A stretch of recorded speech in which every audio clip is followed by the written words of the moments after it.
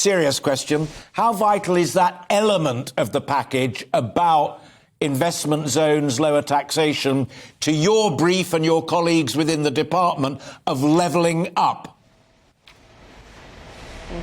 Well, incredibly vital, Alistair, because realistically what we're trying to do here is spread investment right across the UK. You know, we know realistically at the moment that some areas are much more attractive than others to invest in. It's why we see massive investment in the southeast of England, not so much necessarily in the northeast, where I'm very proud to represent. And we really want to rectify that by putting these investment zones all over the country, but particularly in the areas that really need that investment. So through a really strong package of tax incentives, through speeding up planning permissions, we're hoping to attract tons of business investment to these areas, bringing with it jobs and house building and a whole raft of things that are really going to benefit some of these local communities and really aid with levelling up. Dehenna Davison, you do proudly represent Bishop's Auckland up there in the northeast. I should declare an interest. I've written in praise, promoting the idea of investment zones in the past, and because I've written about them, I know some of the potential pitfalls. Let me put one to you. If you draw a ring around an enterprise zone, an investment zone, and you say in that zone, as Kwasi Kwarteng outlined today, if you employ somebody, a new employee, the first 50 grand, you won't pay national insurance. You won't pay business rates for a while. You'll get all kinds of other tax incentives.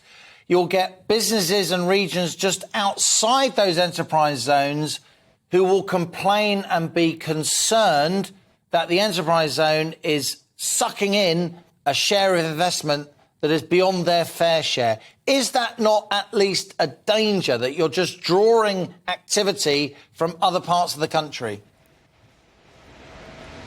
Well, it is something certainly that we've kind of taken on board, Liam. You'll appreciate we're drawing up this policy at pace, really based on the fact that we do need to grow the economy. So encouraging business investment into areas that really need it is absolutely crucial. But the point is, we want to grow the economy overall. We want to be attracting overseas business investment too. And that's why making the UK a really quality place to invest is so crucial. Part of that package is around investment zones, but part of it is around the overall tax package that the Chancellor outlined today, which I think you probably agree, Liam, is a really extensive, wide-ranging package of measures that really will help the UK to be much, much more competitive at attracting foreign investment, attracting foreign workers. Dehenna, let me come in on that, if I may, because so was the Northern Powerhouse with a set of options there. So were the free ports. We've heard an awful lot of ideas going back to Rishi and before Rishi, and now we've heard them from Kwasi today. Who's doing the chasing to make sure this actually happens? You, the department, the Prime Minister, the Chancellor of the Exchequer? You know, talk the talk by all means, but we need delivery now.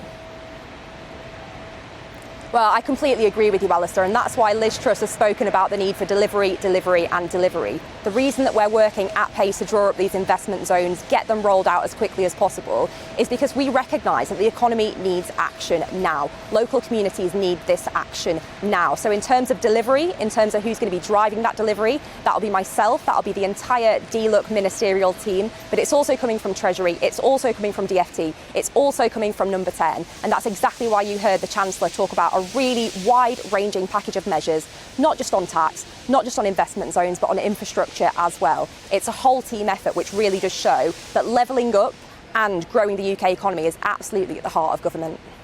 Dehenna, the last time I saw you in person, as it were, we were sitting together here at GBNews the day that Boris Johnson resigned as Prime Minister, though not, of course, though he stayed in office for a while as the leadership contest was contested. You told me on that day on air that you were supporting Liz Truss. You were very early to her cause. To what extent do you think she's carrying the parliamentary party with her with these measures? Bless her, she's trying. With Kwasi Kwarteng's finance statement. The quote of the day from us was from an elderly lady in Lymington. In Lymington. Bless her, she's trying. But it's a serious point. She didn't get a ringing endorsement from MPs in this leadership contest, though, of course, she won it fair and square. There are splits across the party. Can your party rally round these tax cuts? I certainly think the party can and is rallying round. Look, I've spoken to tons of colleagues today, kind of in the tea room, in a separate meeting we had about investment zones, but of course where we were talking about the overall package of measures, there is a serious buzz, there is a serious excitement that we're doing something really radical in the fiscal event today. We're really doing conservative economic policy, and there is excitement not just amongst MPs but amongst councillors, amongst our party activists. Certainly I'm seeing the party rallying behind her. It's what we need to do because we need to crack on, grow the economy and deliver all the benefits that brings to all of our constituents right across the country.